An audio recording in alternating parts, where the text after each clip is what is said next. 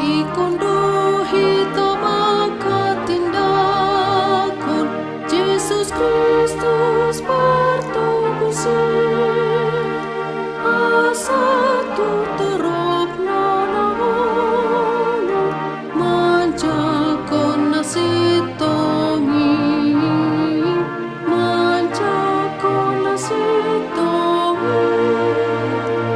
ay nang bicar do hati uron nung asal punahalamu uwasaning Kristus hotokto sa leleng-leleng nahit. Shalom, Horas, selamat pagi Bapak Ibu, saudara-saudari yang dikasihi oleh Tuhan kita Yesus Kristus. Dimanapun kita berada saat ini, kita tetap bisa berkumpul dalam ruang virtual melalui ayat renungan harian HKBP Jambi. Bapak Ibu, saudara-saudari yang terkasih, dalam sukacita ini kita perlu meminta pertolongan kepada Tuhan dalam setiap kegiatan dan aktivitas keseharian kita dalam satu hari penuh. Melalui firman Tuhan yang akan menyapa kita di hari Rabu 15 Juli 2026. Tetapi sebelum kita mendengarkan firman Tuhan, marilah kita terlebih dahulu bersatu di dalam doa, memohon tuntunan Roh Kudus, biar kita bisa memahami apa pesan suara Allah yang perlu kita hidupi di tengah-tengah kegiatan kita dalam satu hari ini. Untuk itu mari kita bersatu di dalam doa. Terima kasih Tuhan, Allah yang senantiasa menyertai dan memelihara kehidupan kami. Mulai dari malam hari sampai pada pagi ini kami boleh merasakan sukacita yang luar biasa atas penyertaan kasih Tuhan. Kami boleh menerima nafas kehidupan dan kami boleh dalam keadaan sehat untuk bangun di pagi hari ini dan akan memulai aktivitas kami. Pada saat ini pun Tuhan, sebelum kami mengawali kegiatan kami hendak ingin mendengarkan kebenaran firman-Mu sebagai patron kehidupan kami. Biarlah Tuhan yang menyertai kami dan Roh Tuhanlah yang menaungi hati dan pikiran kami supaya kami bisa memahami firman-Mu dan bisa kami menerapkannya di tengah-tengah kehidupan kami. Terimalah doa permohonan kami di dalam Kristus Yesus Tuhan kami yang hidup, kami berdoa dan mengucap syukur. Amin. Bapak Ibu saudara-saudari yang terkasih, firman Tuhan pada pagi hari ini yang menyapa kita itu tertulis dalam kitab 1 Petrus pasal 3 ayat 15. Beginilah kebenaran firman Tuhan. Tetapi kuduskanlah Kristus di dalam hatimu sebagai Tuhan. Dan siap sedialah pada segala waktu untuk memberi pertanggungan jawab kepada tiap-tiap orang yang meminta pertanggungan jawab dari kamu tentang pengharapan yang ada padamu. Tetapi haruslah dengan lemah lembut dan hormat. Demikian firman Tuhan. Bapak Ibu saudara-saudari yang dikasihi oleh Tuhan kita Yesus Kristus, firman Tuhan melalui kitab Petrus ini dalam catatan sejarah historis ini ditulis pada abad 62 sampai 64 Masehi. Posisinya ada di kota Roma pada saat penganiayaan Kaisar Nero datang membayang-bayangi umat Kristen pada saat itu. Secara khusus umat Kristen yang ada di jemaat Asia Kecil yang saat itu menghadapi pengucilan, disisihkan dan diasingkan secara sosial di tengah-tengah kehidupan sebab mereka adalah minoritas. Oleh sebab itu Petrus menunjukkan surat ini kepada orang-orang Kristen yang diaspora, orang-orang Kristen yang merantau, yang keluar dari tanah perjanjian, merantau ke wilayah-wilayah yang dipimpin oleh Kaisar Nero. Bapak Ibu saudara-saudari yang dikasihi oleh Tuhan kita Yesus Kristus, banyak tuduhan-tuduhan dan cacian-cacian yang begitu menyakitkan yang pada saat itu dialami oleh orang-orang Kristen. Orang-orang yang patuh dan taat kepada firman Tuhan. Mereka dituduh membenci manusia. Mereka dituduh tidak mau turut kepada aturan daripada pemimpin yaitu Kaisar Nero. mereka dituduh bahwa mereka adalah orang-orang yang membangkang. Pada saat itu mereka ada dalam posisi itu karena mereka bertaruh dan mereka tetap teguh berpegang kepada Tuhan di dalam iman mereka. Bahwa yang layak disembah, yang layak dipatuhi hanyalah Tuhan kita Yesus Kristus. Tetapi pada saat itu aturan-aturan yang menekan mereka adalah mereka harus tunduk dan menyembah Kaisar Nero yang hanya sebatas ciptaan. Mereka juga diarahkan untuk tunduk kepada dewa-dewi yang ada di tempat itu untuk disembah dan dipuja. Bapak Ibu saudara-saudari yang terkasih, itulah sebabnya Rasul Petrus meminta agar mereka tetap menguduskan Kristus di dalam hatinya. Sekalipun mereka ada dalam titik penganiayaan yang luar biasa. Sekalipun mereka adalah dalam titik yang disisihkan dan dikucilkan. Tetapi Petrus selalu mengingatkan mereka agar tetaplah Kristus yang menjadi Tuhan dan yang kudus di dalam hati dan di setiap tindakan mereka. Mereka bisa untuk melakukan pembelaan dan pertanggungjawaban di tengah-tengah kehidupan mereka. Tetapi bukan berarti itu menunjukkan bahwa pembelaan yang mereka lakukan adalah bentuk pemberontakan. Tetapi pembelaan yang mereka lakukan, pertanggungan jawab yang mereka lakukan, itu menunjukkan bahwa iman yang saat itu mereka imani, bahwa Tuhan yang saat itu mereka sembah adalah benar-benar Tuhan yang melindungi dan menyertai mereka.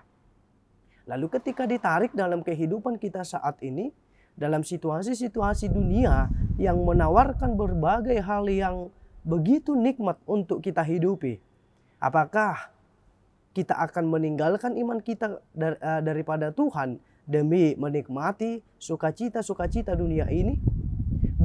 Begitulah beratnya tantangan kehidupan yang dihadapi oleh orang-orang Kristen diaspora pada saat itu.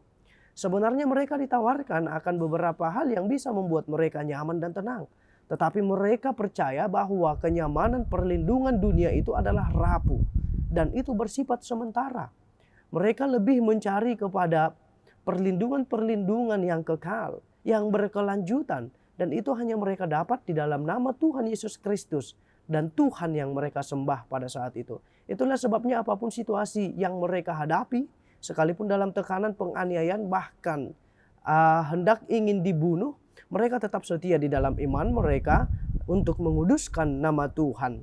Mereka memberikan pertanggungan jawab dengan membela iman dan pengharapan mereka bahwa landasan yang mereka percayai adalah landasan yang benar di dalam hidup mereka, yang menyertai dan memelihara mereka setiap saat. Bapak Ibu saudara-saudariku yang dikasihi oleh Tuhan kita Yesus Kristus, itulah sebabnya dikatakan kuduskanlah Kristus di dalam hatimu sebagai Tuhan. Dalam bahasa Yunani dikatakan Hagis tate de ton kyrion ton Kriston entais kardiais haimon. Hagais tate itu merupakan Tuhan yang terpisah dari tengah-tengah dunia ini. Di dalam kekudusannya menunjukkan bahwa Tuhan itu terpisah dari dunia ini. Dia adalah Tuhan yang suci dan dia adalah Tuhan yang tertinggi. Nah, sekalipun kita percaya bahwa Tuhan itu terpisah dari dunia ini, tetapi bukan berarti Tuhan itu turut terpisah dari kita. Dia hanya terpisah dari dosa dan kekejian dunia, tetapi dia ada menaungi hati orang percaya. Dia ada di sebelah kanan orang percaya untuk memberikan topangan tangan, untuk menjadi senderan dan menopang dan meneguhkan kita di saat kita mengalami penganiayaan, di saat kita mengalami krisis kekuatan atau mengalami penindasan. Tuhanlah yang meneguhkan kita. Dia terpisah dari dunia ini karena dia kudus. Bukan berarti dia juga turut terpisah dari kita, tetapi dia ada beserta kita. Itu sebabnya Bapak Ibu, dalam firman Tuhan yang ada di Alkitab dikatakan bahwa Tuhan itu tidak jauh. Ia hanya ada sejauh doa. Sejak kapan kita untuk mengadu kepada dia, dia akan ada untuk mendengar. Dia akan ada untuk memberikan jalan. Dia akan ada untuk menopang dan mengarahkan kehidupan kita. Oleh sebab itu apapun yang terjadi, hanya karena iman kita, jangan kita menjadi menduakan Allah dan menyembah yang lain. Jika karena iman kita ditindas, jika karena iman kita, kehidupan kita dipersulit oleh duniawi ini, jika karena iman dan kepercayaan kita yang teguh di dalam pengharapan kepada Tuhan, dunia ini turut mengasingkan kita secara sosial, maka jangan itu menjadi sebuah patokan untuk meninggalkan Tuhan. Justru dalam situasi itulah iman kita semakin dimantapkan tentang bagaimana iman kita telah tahan uji atas godaan-godaan dan atas badai kehidupan yang menerpa kita dari dunia ini. Kita diberi sesuatu hal yang berat karena iman, itu hendak ingin melihat tentang bagaimana karakter kekristenan kita, karakter dan kepribadian iman kita yang bisa diuji, dan bagaimana iman kita teguh dalam situasi tersebut. Allah hendak ingin melihat itu di tengah-tengah kehidupan kita. Oleh sebab itu Bapak Ibu saudara-saudari yang terkasih, nats ini juga merujuk kepada kitab Yesaya pasal 8 ayat 13 tentang sebab Tuhan semesta alam, dialah yang harus kamu anggap kudus, dialah yang harus kamu takuti dan kamu segani. Sebagai Allah yang kudus, maka kita juga terpanggil untuk tetap hidup kudus dalam kelemah lembutan. Seperti yang dikatakan dalam ayat ini, haruslah dengan lemah lembut dan rasa hormat. Kudus adalah bentuk dari iman kita melalui sikap kita yang lemah lembut. Jika Allah adalah kudus, maka kita pun turut dipanggil untuk turut kudus. Menjaga kekudusan tubuh dan diri kita dari setiap godaan-godaan dunia ini yang bisa mengantarkan kita kepada kekejian dan dosa yang sangat dibenci oleh Tuhan. Jika nama Allah telah menjadi kudus, maka jangan kita menjadikan nama Allah sebagai nama yang tercela karena sikap dan tindakan kita. Turutlah setiap perbuatan, perkataan, dan tindakan kita menunjukkan bahwa Allah itu kudus melalui tindakan, perkataan, dan sikap kita yang penuh dengan kelemah lembutan. Dan itu adalah gambaran implementasi iman kita di tengah-tengah kehidupan kita. Bapak Ibu yang terkasih, dalam nats ini dikatakan memberi pertanggungjawaban, apologia. Tentu ini merupakan bentuk pembelaan yang beralasan, sistematis, dan jujur. Asal kata apologetika bukan berarti meminta maaf. Pembelaan tidak selamanya menunjukkan kata maaf, tetapi pembelaan ini menjelaskan bagaimana dasar keyakinan kita, bagaimana yang kita percaya itu adalah benar, dan dalam keyakinan dan iman dan pengharapan kita, kita tidak melakukan kesalahan. Kita hanya bertahan, kita hanya mempertanggungjawabkan, kita hanya menunjukkan keteguhan iman dan ketaatan dan ketundukan kita kepada perintah Tuhan. Oleh sebab itu apapun situasi sosial yang saat ini mempersempit gerakan-gerakan orang Kristen, kita diarahkan agar tidak perlu takut. Sebab kita akan bertanggung jawab dan mempertanggungjawabkan iman kita itu. Dan kita harus tetap siap sedia. Siap sedia yang dimaksud di sini adalah kapanpun dan dimanapun dan bagaimanapun situasi kehidupan yang sedang kita hadapi, kita harus sigap, siap, taat untuk menunjukkan bagaimana iman kita ini kepada Tuhan dan untuk menunjukkan bagaimana Tuhan itu kudus di dalam hati kita melalui tindakan dan perbuatan kita. Tuhan memberkati kita. Amin. Kita berdoa. Terima kasih Tuhan atas firman-Mu yang menyapa kami pada hari ini. Engkau mengajari kami bahwa Engkau adalah Tuhan yang kudus, yang memisahkan diri dari tengah-tengah dunia ini. Menunjukkan bahwa Engkau membenci dosa-dosa yang ada di dunia ini. Dan Engkau juga turut mengarahkan kami agar kami juga Tuhan mengasingkan diri dari dunia ini. Agar kami juga bisa mengasingkan diri dari setiap godaan-godaan dunia ini. Sebab kami juga terpanggil menjadi orang-orang kudus-Mu yang juga turut memberitakan tentang kekudusan Tuhan melalui perbuatan baik, melalui kelemah lembutan dan tutur kata kami kepada saudara-saudari kami.